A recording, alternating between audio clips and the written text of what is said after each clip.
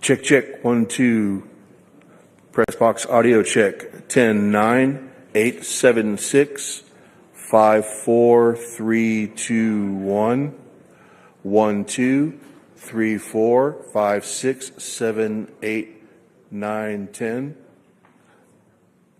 10, 9, 8, 7, 6, 5, 4, 3, 2, 1. Give me a thumbs up if you can hear. All right. I don't see everybody, but that's all right.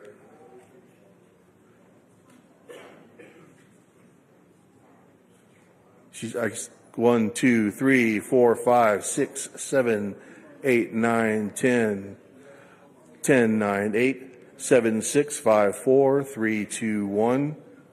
Check, check, 1, 2. This is a press box audio test. 10, 9, 8. See that guy? He's good. Everybody good? Check, check, check. 1, 2. Check, check.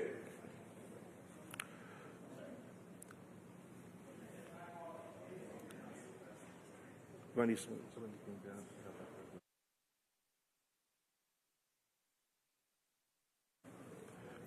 10, 9, 8, 7, 6, 5, 4, 3, 2, 1. Press box audio check. 1, 2, 3, 4, 5, 6, 7, 8, 9, 10. 11, 12. I see a thumbs up. Check, check, 1, 2. Check, check.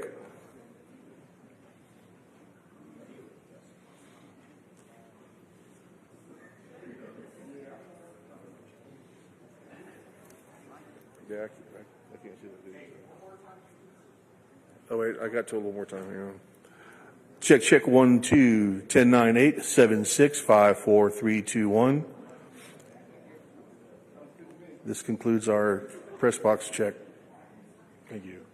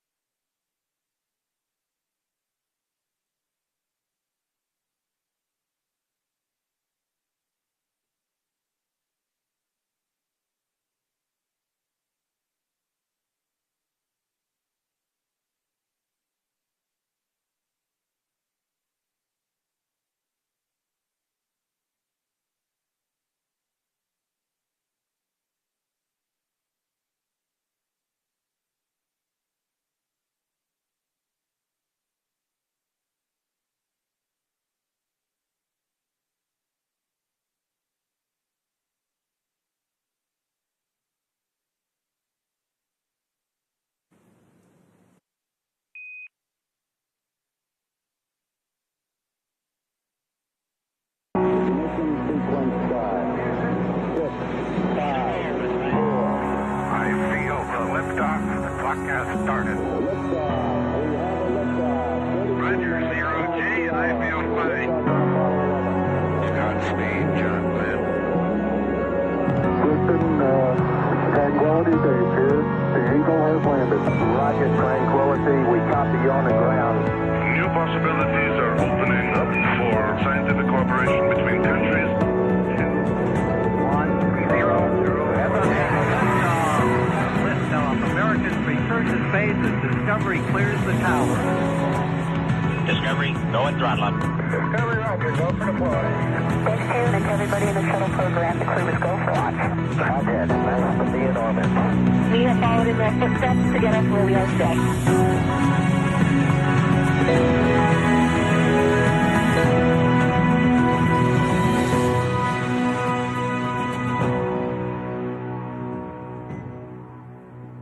Good afternoon and welcome to NASA's Johnson Space Center for our Crew-9 news conference today. We are joined today here in person with our Crew-9 astronauts Nick Hague, Suni Williams, and Butch Wilmore. We'll be taking questions from here in the room and on our phone bridge, but before we do that, we'll kick it off with some opening remarks from our crew. Nick, go ahead. Thanks, Courtney. Wanted to kick off with words that would describe what the Crew-9 mission meant, and I think ultimately it's unique, like every spaceflight mission tends to be, and you don't know exactly how they're going to play out. But I think that the Crew-9 mission, when it comes to it, it highlights to me safety and the importance of the mission and the balance of those two. As you all know, back in the early fall, NASA was balancing the safe return of Suni and Butch with the need to continue the mission that's been going on board the space station for 2.5 decades up there, performing research for the benefit of humanity. And so there was a decision made to send Alex and I up with a couple empty seats and integrate Butch and Suni into the crew of Crew-9. And then bring them back at the end of a long-duration spaceflight mission.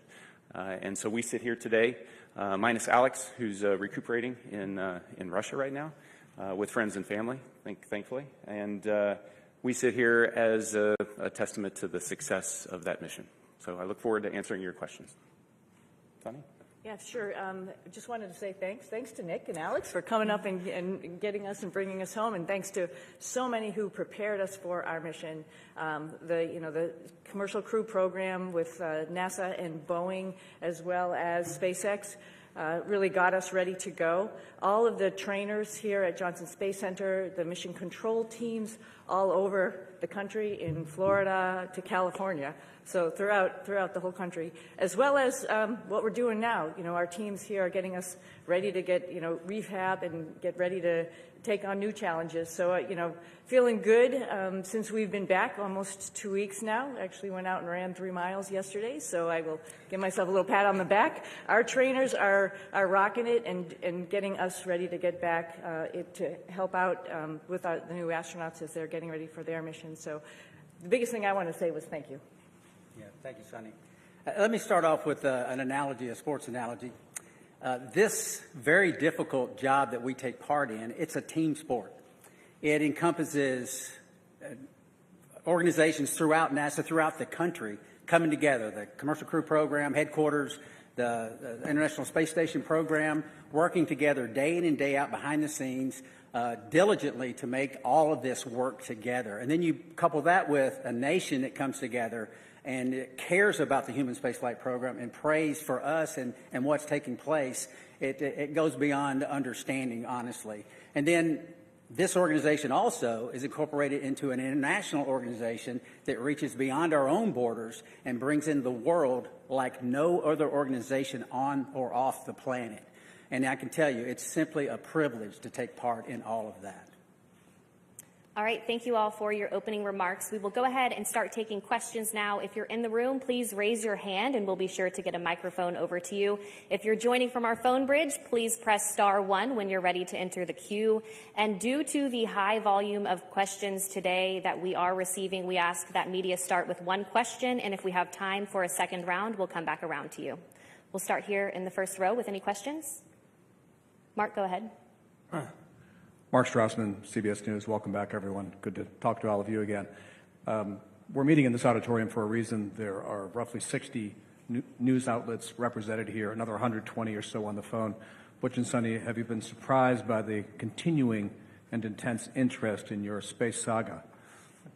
I would have to say yes, absolutely. You know, it's interesting. We go and launch, and we knew it was a little bit unique, obviously, first time flying on a new spacecraft. So yeah, that was interesting. But you know, then life goes on up there. And I mentioned yesterday, you know, we pivoted and we are International Space Station crew members, and we're doing what all of our other friends in the astronaut office do, is go and work and train and do amazing science experiments up on the International Space Station. So, you know, I think you sort of get maybe a little bit tunnel visioned in what your job is. So, it's, do your job type of thing, right? And so you're not really aware of what else is going on down here. I hate to say that, maybe the world doesn't revolve around us, but we revolve around the world, something like that. But, I think we were just really focused on what we were doing and trying to be part of the team and making sure we pulled our weight for the team. Of course, we heard some things, and I'll let, obviously hand this off to Butch, heard some stuff from our friends and family that people were interested and wondering what was going on and concerned about our health and all that kind of stuff while we were up there. But, I mean, we were just part of the team, doing the job, filling in wherever we could, and then knowing that there's rotational flights and we will be coming home eventually on a rotational flight. So, no, I don't think we were aware to the degree. Pretty honored and humbled by the fact of when we came home, like, wow, there are a lot of people who are interested, very thankful, very amazed that we could hopefully be one positive element to bring people together. Yeah, I don't know that there's much I could add to that. Just thankful for a nation that cares, a nation that prays, and a nation that is involved in the processes that are important to all of us. Okay, we'll take our next question here in the room. Tom, go ahead. Hi, Tom Costello with NBC News. Again, welcome back. Nice to see you all. Everybody's been thinking about you and worried about you. And I'm wondering, once you got your feet back on terra firma, what's the first thing both of you wanted to do? And were there any foods you were craving after 9+ months? Go ahead, Sam. Oh, yeah, I wanted to hug my husband and hug my dogs. And I'll say that in that order. But maybe not. No, I'm just joking. But, of course, food, something that's just like for home for me, like something that is very, reminds you of home. And my father was a vegetarian, so I had a good grilled cheese sandwich when I got home. So that reminded me of him. Yeah, certainly embracing the family again, but also the opportunity, and I've already said it a couple of times, is just to say thank you to a nation that got involved in all of this. It makes it special, not just for us, but for I think our nation as a whole. So thank you. All right, we'll take our next question right here in the front row. Thank you. My question's for Suni. When you first got off the plane in Houston, we saw you hug Zena Cardman, and there was a nice exchange. If you could describe what happened and your gratitude towards the crew members who stepped aside so that you'd have seats coming back. It's a great observation, so thank you very much. Zena's awesome. Stephanie Wilson, awesome. When this whole thing was unraveling, like my heart went out because it's just sort of like, wow, you're waiting for your space flight, specifically Zena as her first flight. Like, wow, it's a little bit rough to know that you're going to be moved to a different flight. But at the same time, she is an awesome person, an awesome astronaut. She's going to get the opportunity. And, this just wasn't the right flight for her to be on at that moment in time. And so I just gave her a big, huge hug. I told her that I used her Crew-9 shirt when we were up there for a photo op, but I packed it back up real nicely and put it in her stuff. And, little joking aside, I just wanted to really tell her thank you for taking one for the team. And that's what our office is about. But she needed to have that acknowledgement. Okay, we'll take one more question here in the room, and then we'll head to our phone bridge. Hi, this question is for Sunita. I'm Jeff Saperstone, by the way, from NBC in Boston. A lot of people in your hometown in Needham, they've been watching this bit by bit, every moment. Yeah, everybody at the elementary school, there was a big watch party for you when you came home. What's your message to them? They've been so anxiously awaiting for you to return. Oh, well, I'm back. First and foremost, we were always coming back, and I think people need to know that. And we're back to actually, share our story with so many people because, like like you all mentioned, it's slightly unique, and there's some lessons learned to it, and part of that is just resilience and being able to take a turn that was unexpected and make the best of it. And I think that is the biggest thing that I want to pass down, particularly to kids who think that their life should be the straight arrow to what you want to do, and you're just going to get there. Well, sometimes it takes some turns, some rights and some lefts, and you just keep focused on your goal, and other doors might be open for you. So I think that's the biggest message. All right, we'll head to our phone bridge. Our first question there is from Marcia Dunn with the Associated Press. Welcome back, everybody. Butch, this question is for you. Where do you lay the blame for your Starliner test flight? Clearly, Starliner was not ready to fly when it did. Whom do you hold responsible for everything that happened? Thanks. That is a question that I cannot answer in a couple of comments, but I'll start with me. There were some issues, of course, that happened with Starliner. There were some issues, of course, that happened that prevented us from returning on Starliner. And I'll start with me. There were questions that I, as the commander of the spacecraft, that I should have asked, and I did not. At the time, I didn't know I needed to. And maybe you could call that hindsight, but I'll start and point the finger and I'll blame me. I could ask some questions, and the answers to those questions could have turned the tide. So blame, that's a term, I don't like that term, but certainly there's responsibility throughout all the programs, and certainly you can start with me. Responsibility with Boeing? Yes. Responsibility with NASA? Yes.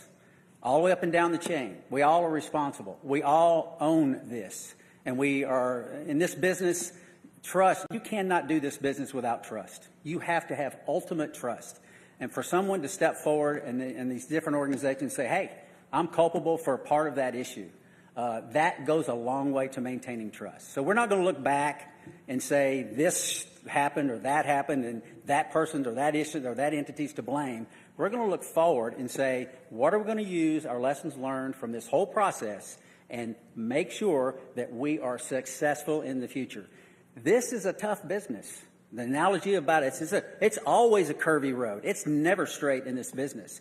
And minimizing those curves and being systems and processes in effect to prevent some of these curves is what we have to do as we leave low Earth orbit and go beyond to the moon and beyond that. So we're going to look forward, and that's the focus.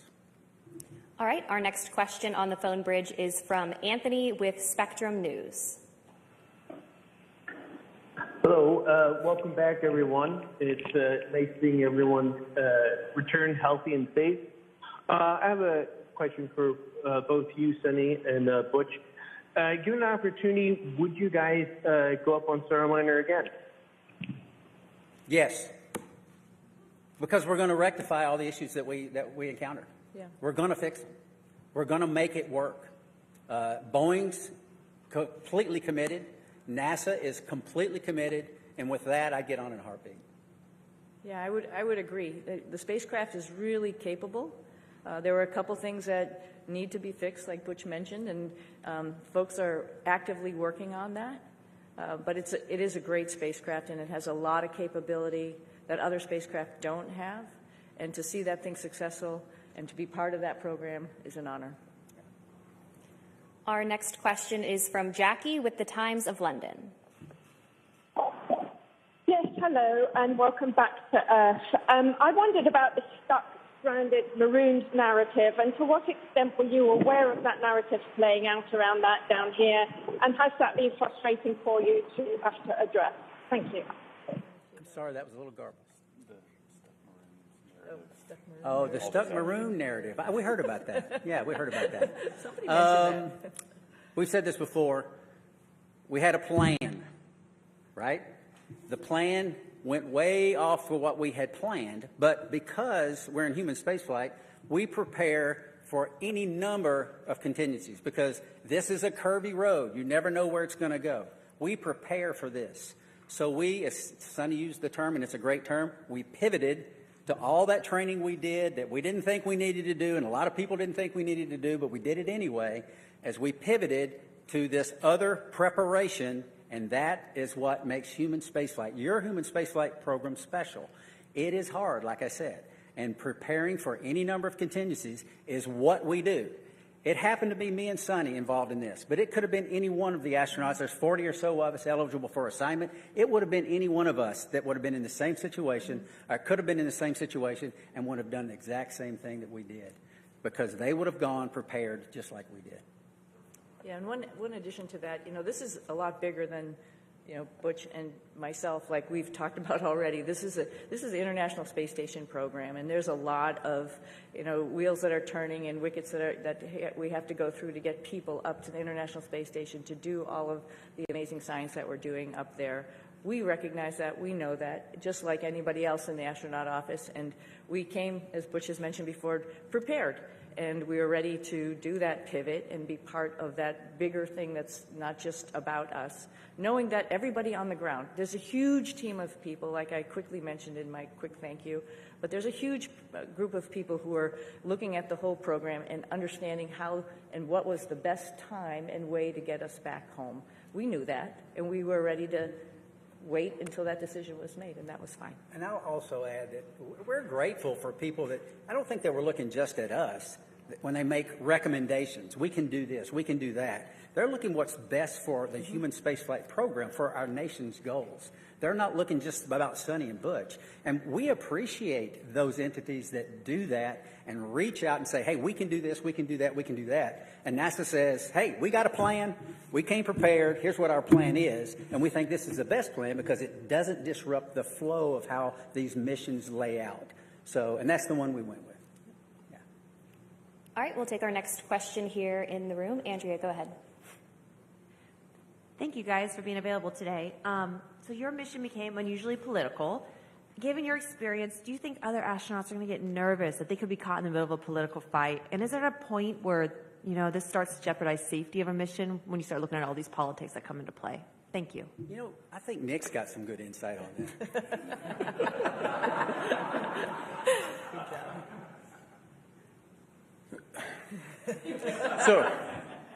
So the way I'd like to answer that is that when we're up there operating in space, you don't feel the politics, you don't feel any of that. It's focused strictly on mission. And if I step back a little bit to the question before, Butch and Suni talk up here, they make it sound like, everybody figured out what they could do with us. The reality is they are highly skilled, very technically competent, and it took everything I had on every day to keep up with them as they're moving along. So they were more than just gap fillers on the station. They were productive, pushing the station mission forward. And Suni was the station commander, so she was calling the shots. So you get in that environment, that operational environment, the politics, they don't make it up there. We are working as a part of an international team that spans the globe and works with half a dozen mission control centers spread around the globe that are talking in multiple languages, and we just figure out how to make it happen. And that's the magic of human spaceflight, is that we can focus on something so positive that pulls people together, and we've been doing that for a long time. All right, we'll take our next question here in the room. Thank you. Hi, I'm Jay Wan with KPRC, the NBC affiliate in Houston. This question is for Butch. I actually stopped by your church right before I came here, and I heard that you were still attending your church services from space. Right. Can you tell me a bit about why that was important for you to do? Well, goodness, the Word of God continually infilling me. I need it. My pastors are the finest pastors on or off, in this case, the planet. And to tie in and to worship with my church family was vital. I mean, it's part of what makes me go. And not only that, I also tied into Grace Baptist Church in Mount Juliet, Tennessee. A buddy of mine is an elder there and a pastor there, and I would watch their service as well every single week. And it was invigorating. It was part of what I need as a believer in Jesus Christ, to continue that focus. It assisted me day in and day out, because I need that fellowship, even though it's fellowship from afar. And it's not like being fellowship up close, but still I need it. So yeah, thank you for that. Okay, we'll head back to our phone bridge. Next up is Ryan with NASAspaceflight.com. Hi, thank you. For the whole crew, of course, this narrative that's being pushed out has made your mission probably the most popular NASA mission to the general public for as long as I can remember, probably since the retirement of the shuttle. But for the whole crew, do you think this extra attention has been a net positive or a net negative for the agency's sort of popularity and the spaceflight industry as a whole? Thank you. I'll start with this one. Yeah. It's, again, an honor that actually people were paying attention. And I'm very thankful that people are paying attention. And, sometimes good news, bad news, it's just news, and it's good for space exploration, and that's what we're all about. Our mission, of course, building and working on the International Space Station was just awesome, and we all had the opportunity to do that. But we also have bigger goals of exploring our solar system, going back to the moon, going on to Mars. And to get people understanding that it is hard, it is difficult, and what we do up there is really awesome. And I think at least that we had a little bit of that came with the interest in this mission. And if we can perpetuate that and tell people a little bit more and have the opportunity, the forum to do that, I'm very thankful for that. All right, our next question is from Nicole with the Canadian Broadcasting Corporation. Hi there. Could you perhaps talk about how difficult it was being away from your friends and family, particularly since you hadn't prepared for that?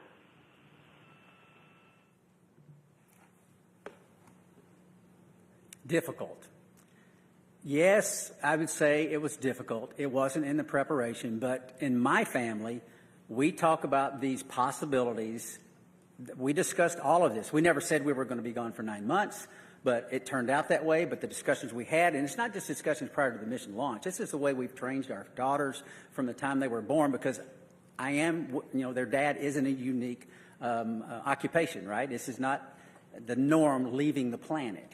And they understand that. And they, again, use that term, pivoted and got on board, understanding that this is part of what families and these type of businesses do. And it's not just in human spaceflight. This is military, armed forces, police forces, all across all different types of occupations that are involved in the possibility of extended stays away.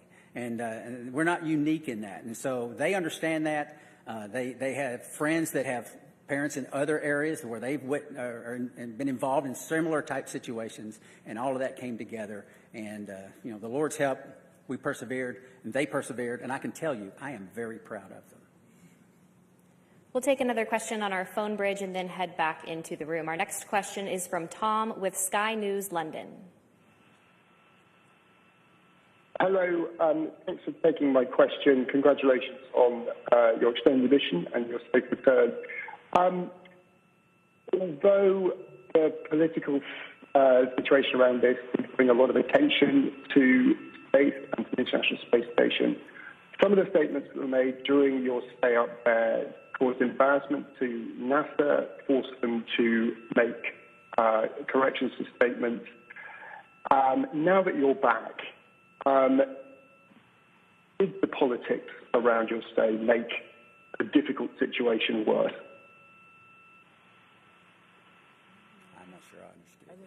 I missed everything except for that last part. Yeah, you came in you were broken up just a little bit. Could you please try to repeat your question one more time?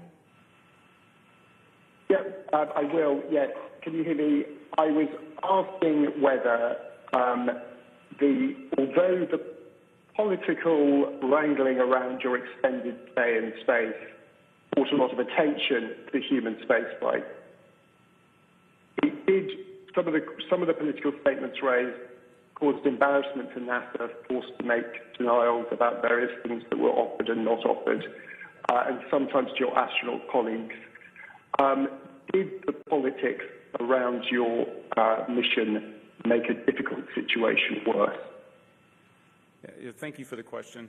I talked about how the politics kind of, they don't make it up there when we're trying to make operational decisions. So as the commander of Crew-9, responsible for the safety of this crew and getting them back safely, I can tell you that the entire time up there, I launched with that singular objective of showing up to the station and having to integrate Butch and Suni into a crew with Alex and myself, And then we were planning, from day one to return toward the end of February. That all predicated on the fact that we would have a replacement crew show up and we'd have adequate handover with that crew before we left. That's important to maintain the mission of the International Space Station, to continue pushing research and exploration. And that was never in question the entire time. There were a lot of options that were discussed, and the ground team and the team on the ground, we've alluded to it a couple times already, is gigantic, and everybody was working with singular focus on how do we end the Crew-9 mission at the right time and maintain the safety and the success of the space station mission. Launching in September, given all the unique dynamics surrounding this mission, and coming back originally targeting the end of February and hitting the middle of March, that's pretty much on target if you look at the track record of human spaceflight. It's dynamic, it's challenging, the weather doesn't always cooperate, but we figure out how to make it work. All right, we will take our next question here in the room. DeLon Dillard, Fox 26 here in Houston. Welcome back to H-Town. Suni and Butch, both of you all have a long history of being active and athletes, but with that being said, obviously you all spent nearly 9 months in space. What does that recuperation and recovery process look like getting acclimated back here to Earth? I'll start.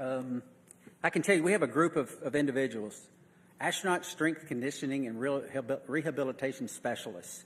And we are directly integrated with them day in and day out. They send us protocols to work out. And I can tell you, I'm not as young as I used to be, but I was stronger on space station doing more weight and more reps on exercises than I have in my entire life. Because this group of professionals work to get us stronger and stronger and stronger. We're trying to minimize muscle atrophy, minimize our bone loss. So if we go to other planets, the moon and other planets, in the foreseeable future, that we will be able to function when we get there. It's a whole science built around this team of individuals that are working to help us better understand human physiology and what zero gravity does to it and how we can mitigate the effects of the bone loss and the muscle atrophy. So day in and day out, I worked out every single day. We went into quarantine on the 22nd of April. And starting on the 22nd of April, I never missed a single day of workout because your body can recuperate in zero gravity. It doesn't have the normal stresses of gravity on it all the time. So you work out real hard, you hurt for an hour, and it finally fades away and you're ready to go the next day. So I applaud those individuals. They are making huge gains in the preparation to go beyond low Earth orbit, and it's science that is taking place day in and day out and has for years, and we're still learning and we're still progressing. Yeah, at like day 265 on the ARED, because it counts all your days that you go into a workout, I was thinking, I wish the hay was in the barn. But every single day, just like Butch is saying, you got to get on the machine and work out. And it actually is a really great stress relief to be able to have that time up there and run or bike or lift weights. It's really great. And the folks that Butch is talking about, is along with the nutritionists, really are looking out for us and making sure that when we get back here to planet Earth with gravity, we'll be able to function. So yeah, it's an adjustment when we get back, and they're here right with us from day one when we landed, ready to evaluate us and see how we're doing, and then work on a protocol to get us back. And like I said, I sneakily went for a run yesterday, but that's all as a result of their hard work. Yeah, I mean, who would even imagine that you come back from 10 months in space, roughly 10 months, and within a week you run 2 miles at an 8-minute pace? I mean, that's not even conceivable that the body could handle that. But these folks get us ready to where those type of things happen. Okay, we'll take our next question here in the room. Yes, hello. I'm just wondering, there are a lot of people that depend on jobs here in the aerospace industry in the Houston area, 23,000 total. In the past, when there have been issues with NASA spacecrafts, there have been delays, and now we have another issue with the Boeing Starliner. Is there any concern that your issues with Boeing may delay future projects, future missions? And what would you say to one of your fellow astronauts before they go up on another test flight? That's a great question. Yeah, it's a great question. And, I think we all have alluded to it. There's lessons learned. And that's like a piece of hope, right? We're not just sitting here doing the same thing over and over again, and we're learning from every mistake potentially, or maybe a decision that we've made and how we could make that better and do better the next time. When we go to the moon, we won't have an International Space Station to maybe take a stop at. We really have to get it right. And because of our mission, I think that highlighted some areas where maybe we need to work on and get it right for our fellow astronauts. I think they're encouraged by that, right? You learn and you move on and you get better. And I think that's part of the learning process. It's part of the exploration process.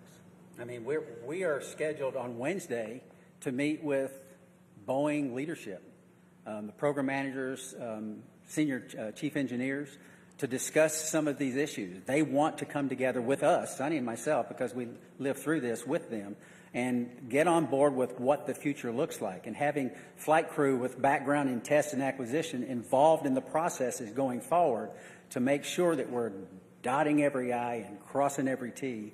But still, that doesn't mean that you're guaranteed success in anything. Like we've said many times, this is a tough business. And we're learning all the time to go further and further and further. We'll take another question here in the room.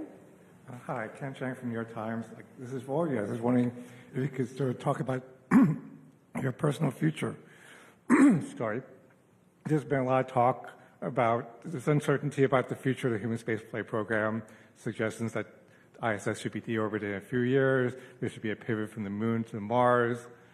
How do astronauts feel about these potential changes? And 3 years is a lot longer than 8 months.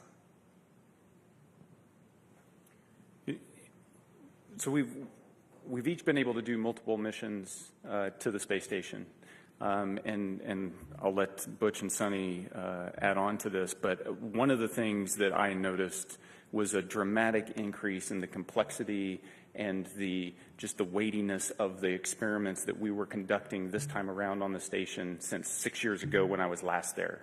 And it just gives you this sense that we are in the golden age of the space station right now in terms of the return on investment and what we're able to do there. And it's not just focused on return to benefit the Earth. It's also focused on enabling all those things that we're going to need as we go to the moon and on to Mars. And so I am really optimistic when I think about the future of human spaceflight. Yeah, I would add on to, it was over a decade since I've been up there last, and I was pretty excited about what was going on. There was a lot going on when we first got there. It was an honor to be working with Crew-9 and seeing all that they were doing and just trying to help them with their stuff, and then, being, prime, moving up to the prime spots for Crew-9 and Expedition 72 as we took on a lot of experiments ourselves as well as spacewalks. And what the space station is doing to help us in exploration is really encouraging, and it's exciting. And I'm a little envious of the future astronauts. The guys who are coming behind us, they're going to have so many wonderful opportunities to do the same as us, add to that exploration, add to trying to find the answers to the next questions. It's going to be an exciting future. So I'm not worried about aerospace industry. I think there's a lot going on, and it's a great time to be in it. We'll take our next question right here. Hi, Ed Lavandera with CNN. Thanks for taking the time today. When you re-entered the Earth's atmosphere and came back to gravity, can you talk specifically about any kind of weird either sensations or experiences that you've had dealing with that over the last couple of weeks? And more importantly, did you know that you guys had been greeted by dolphins when you splashed out? I can tell you that returning from space to Earth through the atmosphere inside of a 3,000 degree fireball of plasma is weird, regardless of how you look at it. Doesn't matter what type. Yeah, it doesn't matter what type. It's thrilling. It's amazing. I remember thinking about the structure of the capsule and the stresses that it was taking, that was ongoing as the drogues came out, and the whole capsule starts shaking and twisting, and thinking about the stresses taking place, and going, "Wow, I hope those cables hold." And then the parachutes open up, and then you're like, I've said it many times, there's not a better feeling returning from space that the parachutes open and work. And I didn't have the view in front of me, and thankfully Nick did. He had a view of the camera going out right out the top, and he said, 3 parachutes, I had 4 good parachutes, and I tell you what, it's a great feeling. And it's exhilarating because this, again, I can't help because it's within me. This is our national focus, national goals. We don't do this because NASA decides to do this or this or this. This is Congress and everything coming together to affect a human spaceflight program with a purpose. And part of that purpose includes bringing those astronauts back to Earth. And it's a thrilling ride like no other that you could imagine. And satisfying. And I had requested dolphins as kind of a joke. Yeah. Somehow, they pulled it off. Yeah, I just hats off, like Butch said to Nick, he was just commentating the whole way down. So there was obviously, we had trained this and gone over it while we were up on the space station and reviewed. But just to hear everything as it was ticking along, it's just really awesome to, like, you can envision it. You had a display, I think there's a camera that goes up, right, to see it. And Butch and I both had a window on either side where we were. And I was watching through the window as much as I could, but then all of a sudden, with the heating, it glazes over, and then you can't see outside. A funny thing that happened, though, after you can't see, you can still sort of see through it. We knew it was daylight, and we knew the folks were coming out to rig the spacecraft, and I see a little tennis shoe sort of going in front of the window. So I'm like, okay, our friends are here getting us ready to get back on the boat, and that was pretty special, too. I didn't see a fin, though. I wish I had saw a fin. Okay, we'll head to our phone bridge. Our next question from Margaret Smith. Hi, everyone. This is Margaret Smith from Worcester, Massachusetts, the home of Robert Goddard. Started it all. Thanks for taking the time today. And my question to both of you is, for those who maybe are not especially familiar or who may sort of question the need for the space station, can you all make the case for why that work is important? Why the space station is important? Oh, the space station is amazing, right? So just sort of like we've talked about a little bit earlier in this conversation. So we are doing a bunch of stuff, like Butch alluded to, physiology, understanding what happens to humans as they're in space for a longer period of time. That brings in lots of science experiments in chemistry, in biology. Some of that stuff all comes back to Earth because we're doing some amazing stuff in the microgravity environment. Some of it is mirrored, for example, in our own human bodies. And so there's a lot of stuff that's happening for us, for exploration, for the humans, as well as for Earth. And then, as Nick alluded to, there's all sorts of systems and other things that we're testing up there to help us take those next steps to go back to the moon and onto Mars, figuring out all these exploration systems, including docking vehicles, like different types of spacecraft that we have up there, other types of commercial spacecraft that are coming up for resupply. That's all a huge program to get us to understand how we're going to take the next steps in exploration. I can't help also but talk about STEM. I mean, all of this is STEM, right? Science, technology, engineering, and math, and I'm hoping the work that we've done up there also encourages the next generation of kids to understand how important that is and how they can become involved. We did lots of experiments up there with kids and universities and companies, trying out new guidance, navigation, control algorithms and robots that were flying inside the space station, competitions, for example, for them. And that's pretty awesome that you can really touch and talk to kids on the ground as you're doing experiments up there, and they have their finger on the pulse of science experiments, and they can understand that and think to themselves, I could be part of this one day. Our next question on the phone bridge is from Neil with ITV News. Congratulations on a great job, everyone. Suni, can I ask how your body is recovering to life with gravity after 9 months? And Butch, what's your message to others from your experience, the delays that you guys faced, and any lessons in patience for the rest of us down here? Oh, I think I'm doing okay. I was just joking around and showing off a little bit, but no, seriously, we talked a little bit about our group, the Astronaut Strength Reconditioning folks that are getting us back in shape, and every day feeling better and better. It's pretty much a miracle to see how your human body can adapt. I mean, the first day we got back, when all of us came down the ladder and greeted everybody, it was we were all a little bit wobbly at that time, and it's amazing within 24 hours how the neurovestibular system kicks in, your brain understands what's going on. And then the agility and the weightlifting that occurs in the next week, that makes you feel good enough to actually, like I mentioned, go out, run, actually lift weights, get in there, do squats and deadlifts and stuff already, that's pretty incredible. So I knew it was going to happen. We all knew it. We've all flown before. We all knew that there's just this little bit of a hump to get over, and then you can get back on it. Hope to do a couple of races in the springtime. I think the clear message is that, like I said when I started, it takes a team. It takes a team of motivated and passionate individuals. We don't have a human spaceflight program. You don't have folks sitting up here in a blue suit without the massive team that's making it all happen. We get to ride the pointy end of the rocket. It is wonderful. We get to go to the space station. We're the arms and the eyes for PIs here on Earth. They're the ones that are doing the hard work. We're just setting up and doing and switching and changing. So it takes a team, and I would say any part of this team is a great and wonderful place to be, and because we're proud of all of them, because we don't have it without them. Our next question is from Marcia Smith with Space Policy Online. Thanks so much for taking my question. Butch, you mentioned that you were going to be meeting with the Boeing leadership to talk about Starliner, and I'm wondering, are you surprised that after all these months, I mean, it's been almost, 7 months since Starliner landed, that they still haven't resolved all these problems? And will you and Suni be assigned to work with them over these next many months getting Starliner ready? Okay, so a couple of questions there. Am I surprised? I'm not surprised. I mean, this, like we've said it several times again, human spaceflight is hard. It's not that no work has been done to this point. There's a great deal of work being done. But we have insight that not many other people have. We worked this program for 6 years before we launched. We talk to everyone up and down in the chain of command, and we have insight that other people don't have. And we want to share that as much as possible. We tried to share it from orbit, but that's hard, right? We're not face-to-face is how you communicate. It's very difficult to communicate when you can't even see the other person that you're talking to. So we've had some conversations, but now it's time to get serious and get together and talk about some of these issues and some of these things and get us, and not get us. We're already tracking on the right path, but maybe a little tweaking here and there because of some insight that we'll be able to give them. That's the purpose of that meeting. And they're eager to do it, as are we. We'll take our next question here in the room.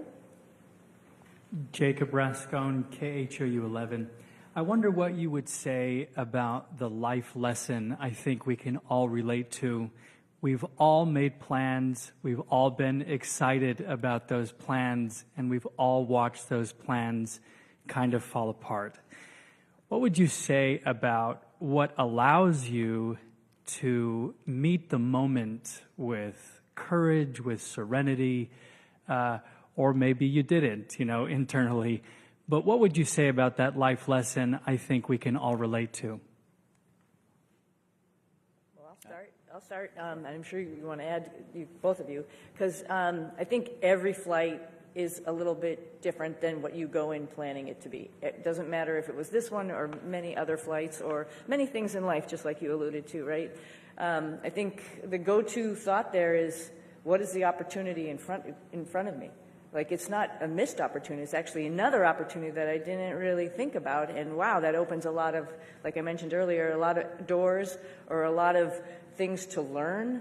I think it's great. I think that's the opportunity. That's the point, I think, of the whole thing is like, when something doesn't go your way, you just have to take the blinders off and look around you and see what other really great things are waiting for you. And then just take advantage of that. Learn as much as you can while you're wherever you are, whatever your situation is, and move on from there, and then share that lesson. Well, I sort of had a similar question on orbit, and I think my answer would be similar. Life is our life, all of our lives are bound up in many things. For me, and it's faith in my Lord and Savior, Jesus Christ. He is the end-all, be-all. He forgives us. He teaches us when His Word says about being content in all situations because He's working out His plan and His purposes for His glory and our good. And I believe that because the Bible says that. And that's the message that I lived. We lived it. My family lived it. We taught them these things throughout their lives. And that's contentment. It doesn't mean always happy. It doesn't mean there's no pain. But content and knowing that God's in control, sovereign God's in control, working out His plan and His purpose. And you might say, well, goodness, that wasn't a very good thing. God did that. Well, He's working out his plan and his purpose. I mean, who's lived a life without pain? I mean, no one. That's the nature of existence. Who's lived a life without sorrow? Who's lived a life without challenges? It grows us. We learn from it, and that's the focus that I try to take from it. Is what's the Lord trying to show me, and what's He teaching me? Because there's so much to learn in life, and there's so much to learn from this evolution. And I think we're all. I know my daughters are better off for it, and I'm grateful for that. And I think we are as well. If there's any additional questions here in the room, please be sure to raise your hand and we'll get a microphone over to you. In the meantime, we'll head over to the phone bridge to Josh with space.com.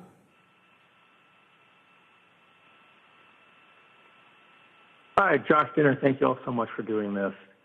This question's for all three of you. What were the most out of this world and your favorite experiments or tech demos you got to be a part of on this mission? And for Williams and Wilmore specifically, did the extension of your mission create any new opportunities for experiments or research that was not originally planned for the expedition? Sure. So while I was up there, we performed about 150 different experiments. Of those, the ones that you know the most about are the ones where you end up being one of the guinea pigs in the experiment.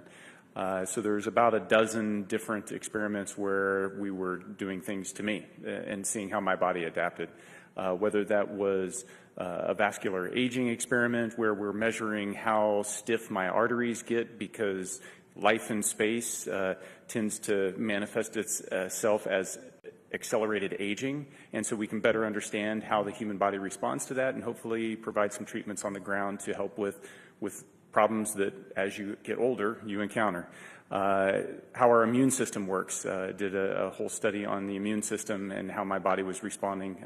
Life on orbit tends to suppress the immune system, and why does that happen? We're trying to understand that so that we can help design better treatments on the ground, but also understand how we can support crews that go deeper into space on longer missions.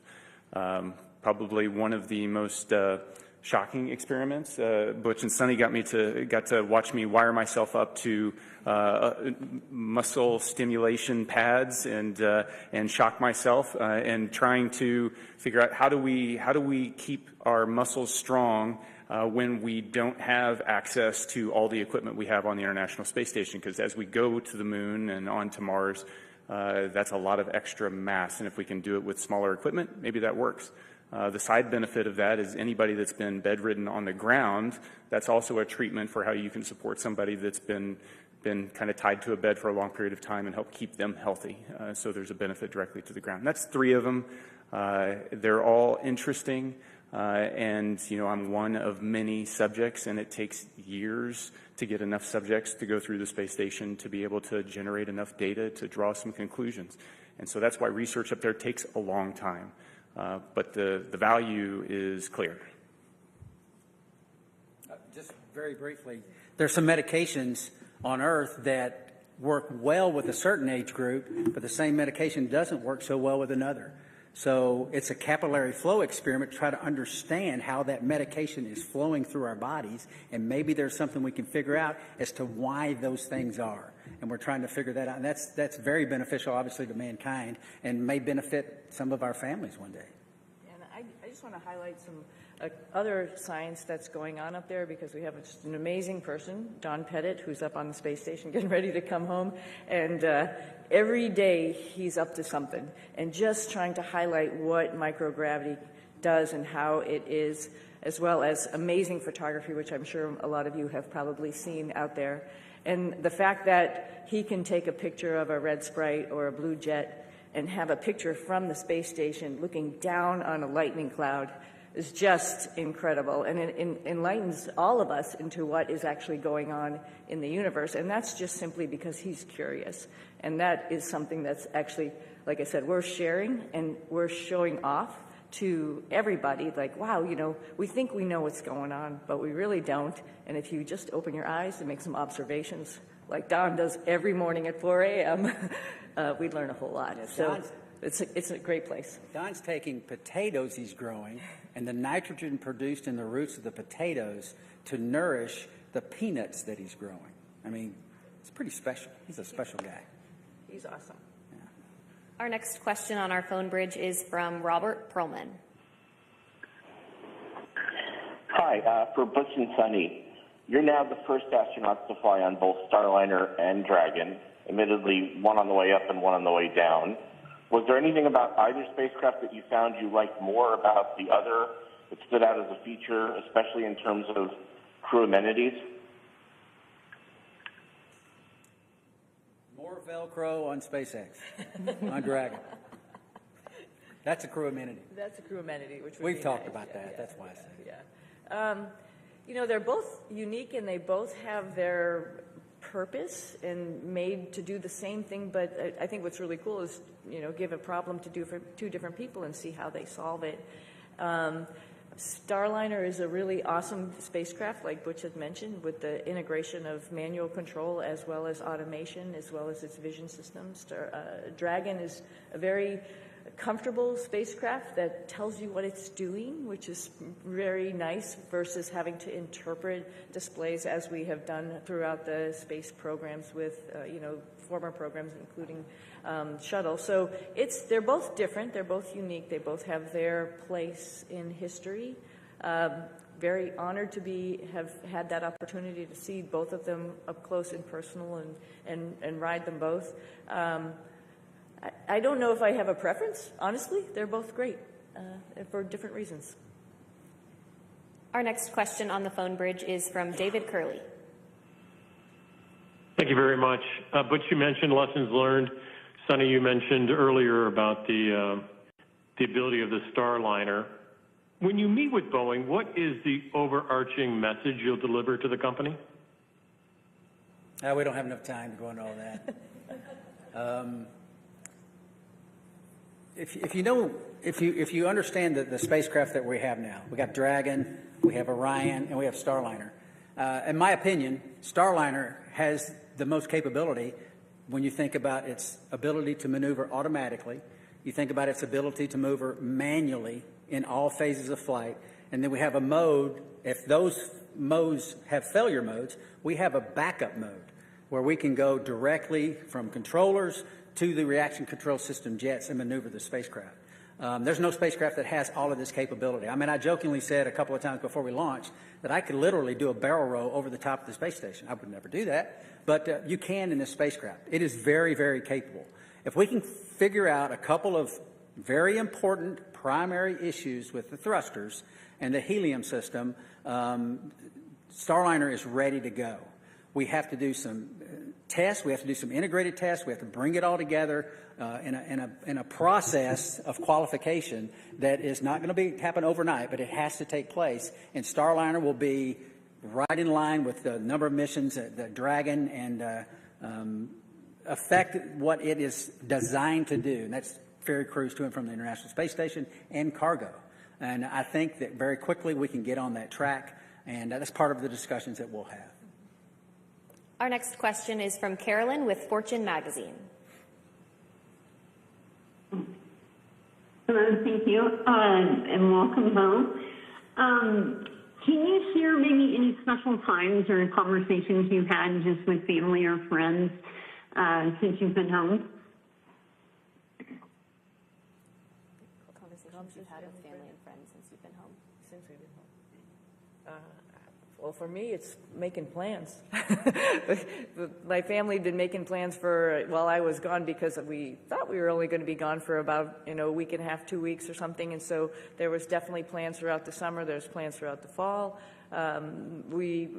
Personally, we have a house up in New England, and my husband's been talking about when we're going to get up there and do a lot of fun stuff up there, and I think that's probably appropriate when it gets hot and humid here in the summer, right? Take a little reprieve up there. So those are mostly the conversations about just like, what's next? What's next on the list? What else do you want to do? Where else in the world would you like to go see? Because when you come back from space, it's really hard to sit where you just are because there were so many amazing places that you saw, like Patagonia, for example. For me, it was like, there's a bigger bucket list than I had when I left, which is unfortunate for my family, but we're all going to, or fortunate for my family, we're all going to be taking some trips. So I think that's mostly the conversations about just being home and enjoying each other's company and going seeing new things. Yeah, I think when you've had this period of recuperation and getting back in the swing of life on Earth. It's pretty close as far as the people that you interact with, your family, folks at church. So I think my message, at least in the short term here, has been thank you for the support of us. Thank you for the support of my family. But then it goes beyond that to my home state of Tennessee. There's an immense amount of support by my family there and friends there and the whole state, as a matter of fact. Tennessee's a wonderful state. Put in my pitch for Tennessee. But getting up there eventually and relaying the same thank you to them and to, like I said, to a nation that cares and a nation that prayed. And this opportunity right now to say thank you to our nation, our wonderful nation. Our next question on the phone bridge comes from Utarish. Go ahead. Welcome, everyone. My question to Suni is that Indian Space Research Organization, ISRO chief, has said that India wishes to utilize your expertise in space exploration. So is there any scope of hope that we can see you working or collaborating with ISRO, that is Indian Space Research Organization, in future? And second part of this question is, while being in ISS and seeing India from space, is there any moment you would like to share? How does India look from space, Suni?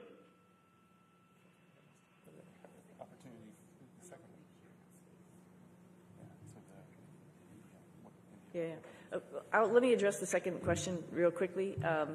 India is amazing. Every time we went over the Himalayas, and I'll tell you, Butch got some incredible pictures of the Himalayas. So just amazing. And you can see, like I've described it before, just like this ripple that happened, obviously when the plates collided, and then as it flows down into India, it's many, many colors. I think when you come from the east going into like Gujarat and Mumbai, the fishing fleet that's off the coast there gives you a little bit of a beacon that here we come. And then all throughout India, I think the impression I had was it was just like this network of lights from the bigger cities going down through the smaller cities. Just incredible to look at night as well as during the day, highlighted, of course, by the Himalayas, which is just incredible as a forefront going down into India.